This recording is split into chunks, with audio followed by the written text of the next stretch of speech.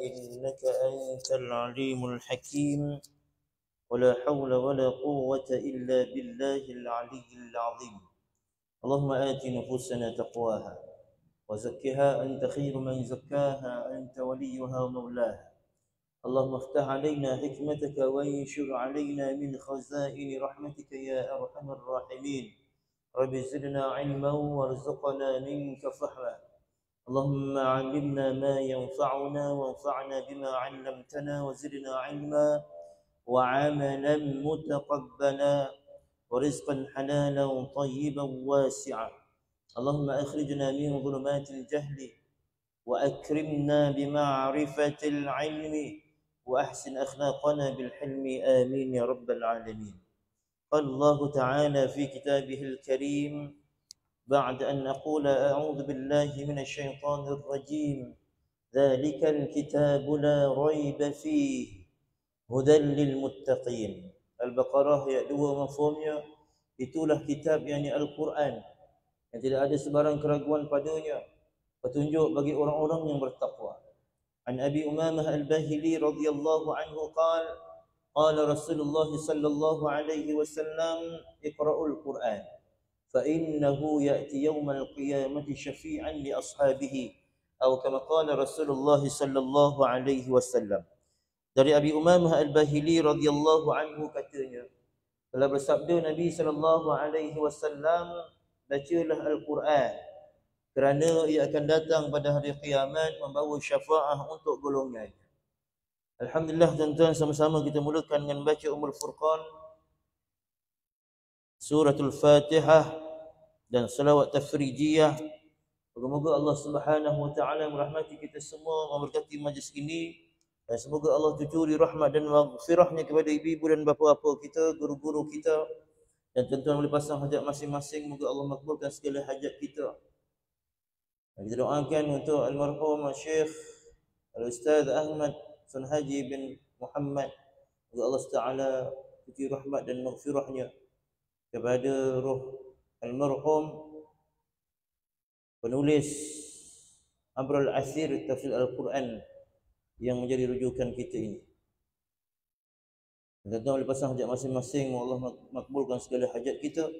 Ya hadhil hajat lin nabiyil karim alihi wa sahbihi kiramil Fatihah. A'udzu billahi minasy syaithanir rajim. Bismillahirrahmanirrahim. Alhamdulillahi rabbil alamin. الرحمن الرحيم مالك يوم الدين إياك نعبد وإياك نستعين اهدنا الصراط المستقيم صراط الذين أنعمت عليهم غير المغضوب عليهم ولا الضالين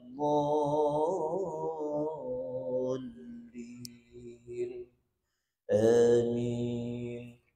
اللهم صل صلاة كاملة وسلم سلاما تاما على سيدنا محمد الذي تنحل به العقد وتنفرج به الكرب وتقضى به الحوائج وتنال به الرغائب وحسن الخواتم ويستسقى الغمام بوجهه الكريم وعلى آله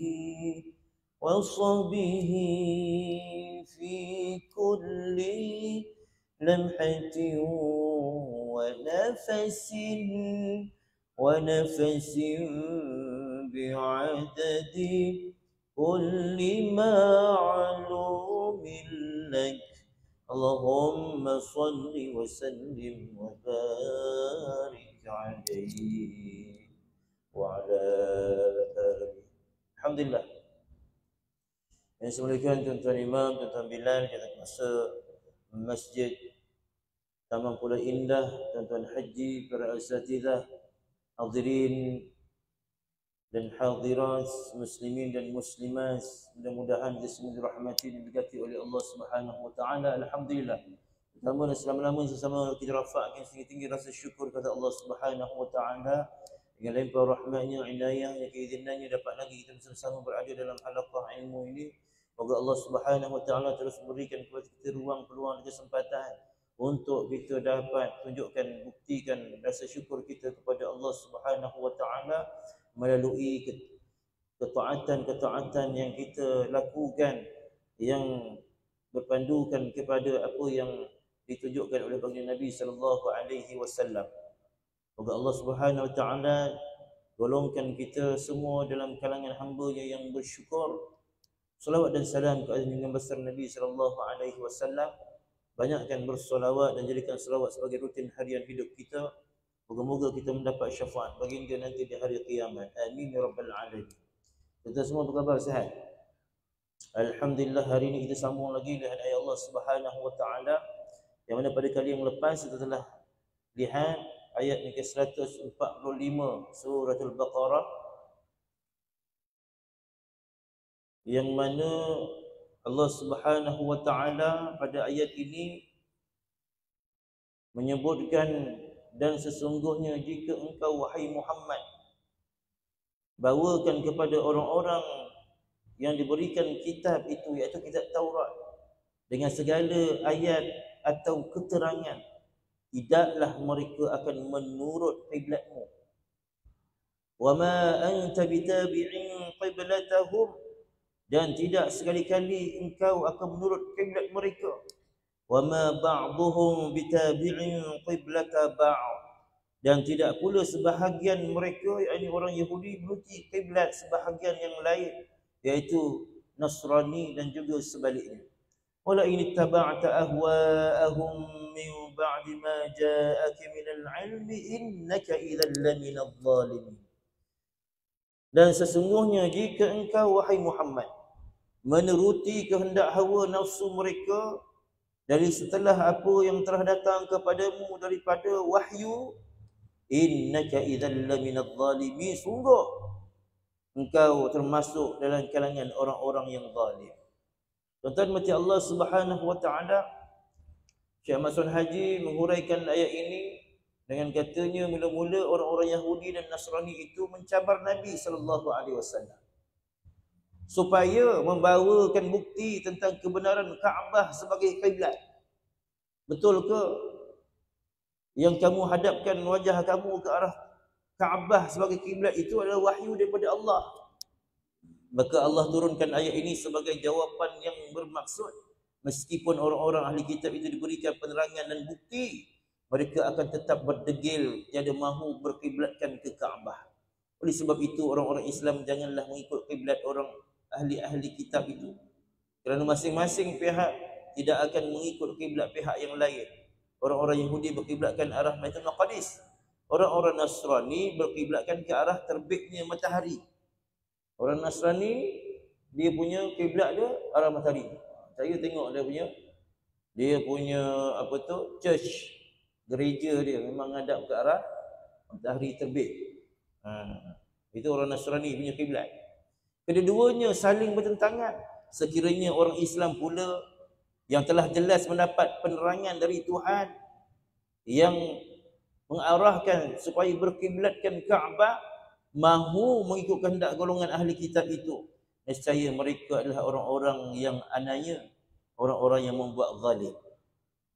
Tuan-tuan mati Allah Subhanahu wa taala, kita sambung lagi ayat yang ke-146, yang mana Allah menerangkan bahawa orang-orang Yahudi ni, orang-orang Nasrani yang diberikan kitab Taurat, kitab Injil ini, mereka kenal Nabi sallallahu alaihi wasallam. Lebih daripada mereka kenalkan ataupun sama seperti mereka kenal anak-anak mereka. Kenapa? Sebab nama Nabi, sifat-sifat Nabi itu disebut secara jelas dalam kitab Taurat dan kitab Injil. Kita lihat ayat seterusnya, ayat 146. Kita mulakan dengan ta'awudz dan basmalah. A'udzu billahi minasy syaithanir rajim. Sila.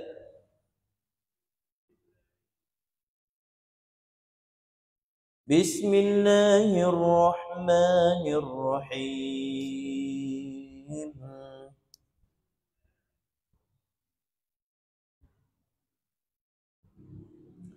الذين آتيناهم الكتاب يعرفونه كما يعرفون أبناءهم.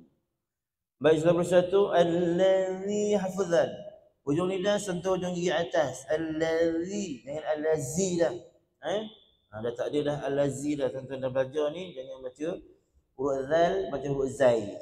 Huruf zai lain, huruf zal lain. Zal hujung lidah sentuh hujung gigi atas, huruf zai atas lidah pada langit bunyi dia kat situ. Walaupun dua-duanya huruf al-lisan. Dia punya makhrajnya al-lisan, tapi tempat letak lisan tu berbeza. Jadi allazina atayna mad badal. Asalnya atayna, asalnya dua hamzah. Jadi dua hamzah orang Arab sebut tu susah. Jadi ditukar, dibadalkan. Badal maksudnya tukar hamzah yang kedua kepada huruf mad. Sebab tu jadi a je. Ada qiraah yang baca sehingga 6 harokat. Tu kita baca dalam bacaan Hafs dan Asim Syatibi 2 harokat macam mad asli. Allazina atainahumul humul, baca gitu, jangan humul. Atainahumul kitaba, mul tawassut lam, izhar syafawi, izhar syafawi pula, izhar qamari, sasul. Izhar qamari sebab terletak pada alif lam al-qamariyah.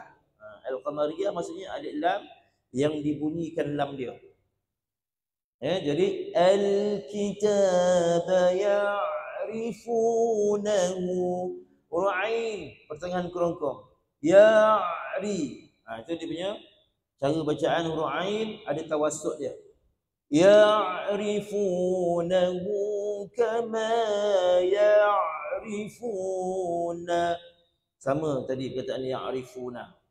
Jadi huruf ain pertengahan kerongkong bunyi dia kat situ. Jangan huruf ya pun kita sengau. Salah sebutlah tu, huruf ain tu kita sengau kan, tak betul lah tu. Ya arifu kan, ya tu. Ya biasa, ya di atas ya. Ya arifu. Huruf ain tu pun bukan kat hidung, pada pertengahan kerongkong. Itu huruf ain. Ya arifu. Yang ya arifu kan. Saja sengau kan. Ada yang lepas tu sengau terus habis semua sengau. Kan. Jadi kama ya'rifuna abna'ahum. Ri terkit ya'rifuna abna. Huruf ba qalqalah sughra nama dia tuan-tuan. Jadi kita baca qalqalah sughra ni lalu je abna, jangan abna. Abna'ahum. Jadi na tu asalnya mad asli, jumpa hamzah depan dia dalam satu perkataan, maka dia jadi mad wajib muttasil. Jadi untuk langkah berhati-hati tuan-tuan, ada tanda panjang macam ni, jumpa hamzah, panjang baca. Jangan baca dua. Kalau kita betul belajar qiraah yang baca mad jaiz dua, mad wajib memang tak ada dua. Ni mad wajib ni, memang tak baca dua. Qiraah lain ada yang baca dua tu, mad asli jumpa hamzah dalam dua perkataan. Mad jaiz nama dia. Mad jaiz tuan-tuan, bukan Ahmad Jaiz. Ahmad Jaiz tu kenal semua. Ya. Ni mad jaiz ni jarang-jarang belajar je kenal. Jadi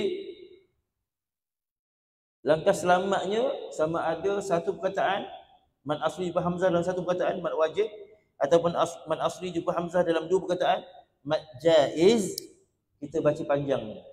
Asal dia tak ada panjang lah tuan-tuan. Bacaan dia 4 harokat. Yang awalnya 4, harokat. Jadi kira lah tak biasa. Abna'ahum. Gitu cara baca. Baik, saya baca. Baik, dapat panjang sikit tuan-tuan, insya-Allah. الذين آتيناهم الكتاب يعرفونه كما يعرفون أبناءهم. سلام. الذين آتيناهم الكتاب يعرفونه كما يعرفون أبناءهم وإن فريقا nun sa'du wajibul gunnah. Mesti baca panjang dengung ni tuan-tuan. Apa surah yang ada yang biasa kita baca? Surah paling pendek sekali tu. Inna a'tainakal kautsar. Tu paling pendek tu. Yang senang baca kan? Nak cepat. Contohnya kita baca cepat. Baca nak laju, nak sembahyang nak cepat. Tapi hati-hati nun sa'du tu dengung. Inna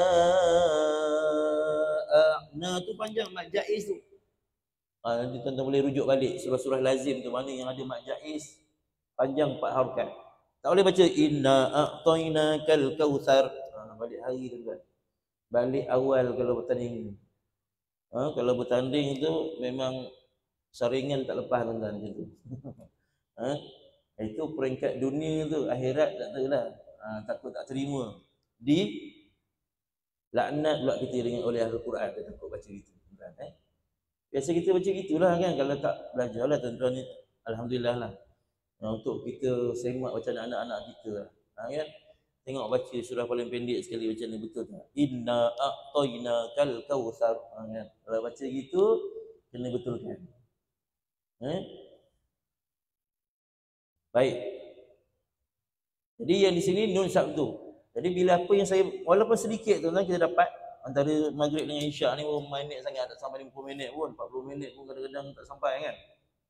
Jadi yang sedikit ni tuan-tuan aplikasikan dalam bacaan Al-Quran masing-masing. Dalam surah-surah lazim kita mana yang perlu dielokkan, elokkan. Untuk kita amalkan dalam amalan harian kita. Sembahyang kita, zikir-zikir kita. Baik. Jadi dengungkan. Wa inna fariqam minhum fari min asli nipis ri tu tarkib. Maksud istilah nipis huruf ra. Fariqam minhum. Jadi dua harakat panjang dengung. Qam tapi tutup satu. Tutup tu kira satu. Fariqam minhum liyaktumuna minhum. Ada dua ada kat situ. Apa yang dua tu? Nun ada tanda mati, mim pun ada tanda mati. Dua-dua huruf yang tanda mati ni, nun dengan mim ni, maka kita kena baca dengan jelas, tak ada dengung-dengung. Semua Quran sama. Kalau nun ada tanda mati, mim ada tanda mati, tak dengung. Jangan confuse lagi. Kadang-kadang kita ni nak dengung ke tak nak dengung. Nak dengung ke tak nak dengung. Akhirnya kita dengung. Habis. Kan? Dengunglah pahala banyak sikit kita ni. Salah. Dengung pada tempatnya. Kalau tak betul tempatnya, salah. Jadi, bila masa tak dengung, nun ada tanda mati. Jadi, minhum. Tak boleh. Minhum la. Tak boleh. Minhum la yaktumuna. Min izhar halqi nama dia. Hum mim tanda mati izhar syafawi. Itu hukum pada mim as-sakinah. Mim mati tuan-tuan Jadi nun mati ada tanda mati bila depan dia huruf al-halqu, huruf kerontong, hamzah, ha, ain, ha, ghain atau kha. Di sini huruf ha. Mim mati pula ada tanda mati bila depan dia bukan mim bukan ba. Kalau jumpa mim ataupun ba hilang tanda mati, maksudnya kena dengung. Kalau ada tanda mati maksudnya depan dia bukan mim bukan ba dah tu. Izhar syafawi dia punya hukum tajwid dia. Jadi jelaskan saja bunyi huruf mim. Minhum la yaktumu la yak. Huruf kaf hamas. Ada bunyi. La yak. Gitu. Jangan angkat. La yaktumu. Jadi qalqalah. Salah. Huruf kaf tak ada qalqalah. Huruf kaf. Huruf qaf ia ada qalqalah. Huruf kaf hamas. Itu beza qalqalah dengan hamas. Tuan-tuan angkat takbiratul ihram tu. Allahu akbar ke Allahu akbar. Ke tak bunyi langsung Allahu akbar. Mana satu?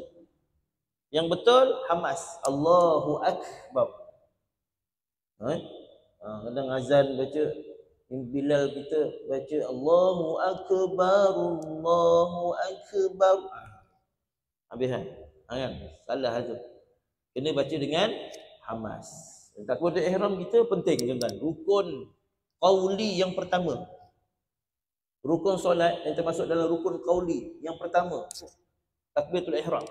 Angkat tangan tak angkat tak apa, tu sunat je. Rukunnya rukun qauli, rukun perkataan, lafaz. Mesti dilafazkan dan betul lafaznya. Sekurang-kurangnya telinga kita dengar. Sekurang-kurang dan seakmalnya sebenarnya. Sekurang-kurang dan yang sesempurnanya telinga kita dengar. Hanya itu je, tak ada benda lain. Tak boleh lebih. Kadang imam Allahu Akbar, Allahu Akbar imam. Kita pun Allah macam imam jugalah, kuat. Apa pasal kuat pula? Yang kuat imam je. Ni makmum belakang pun nak kuat juga macam imam. Perasan tak? Tak sesuai sebenarnya. Dia kena perlahan, telinga je dengar. Orang sebelah pun kalau boleh tak dengar. Tu. Kalau boleh kontrol lah. Kan? Orang sebelah pun tak dengar takbiratul ihram. Kita yang dengar. Tapi mesti berlafaz, mesti bersuara. Sebab dia rukun qauli, rukun yang dilafazkan. Dan itu sedikit lah tuan-tuan sebab saya ada juga buka kelas tahsin as-solah kan. Berkenaan dengan solat, buka kitab Fiqhul Manhaji di surau As-Sakinah setiap hari Isnin. Tapi dah lepas lama cerita pasal rukun ni lama dah. Jadi kita masukkan sikit-sikit lah bila kita jumpa benda yang berkaitan. Tuan-tuan macam Allah Subhanahu Wa Taala. Mana tadi? Dah hilang tiup angin. Jadi minhum la yaktumuna al-haqqa wa hum ya'lamun. La yaktumu man asli nal tawassut lam ha pedas dengan nal haq dengan ha nal haqqa wa hum mim mati izhar syafawi lagi wa hum ya'lamun. Ya biasa dulu, ru'ain baru pertengahan kerongkong. Ya'lamun. Jadi tuan-tuan kena fokus pada ya tu, ya. Ya dulu. Ya, ya'lamun. Jangan ya. Jangan sengau huruf ya tu. Baik, saya baca. Wa inna fariqam minhum la yaktumuna al-haqqa wa hum ya'lamun. Sila. Wa inna fariqam minhum la yaktumuna al-haqqa wa hum ya'lamun.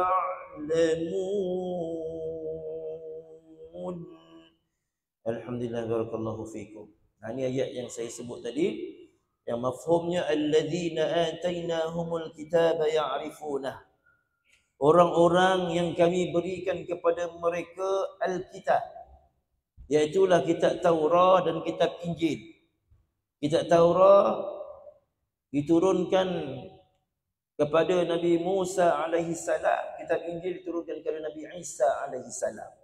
Kedua-duanya kitab ini bila mana diturunkan kepada satu kaum, mereka yang mendalami kitab ini, mereka pasti ya'rifunahu, mengetahui, memahami, mengenali kenabian dan sifat-sifat Nabi Muhammad sallallahu alaihi wasallam.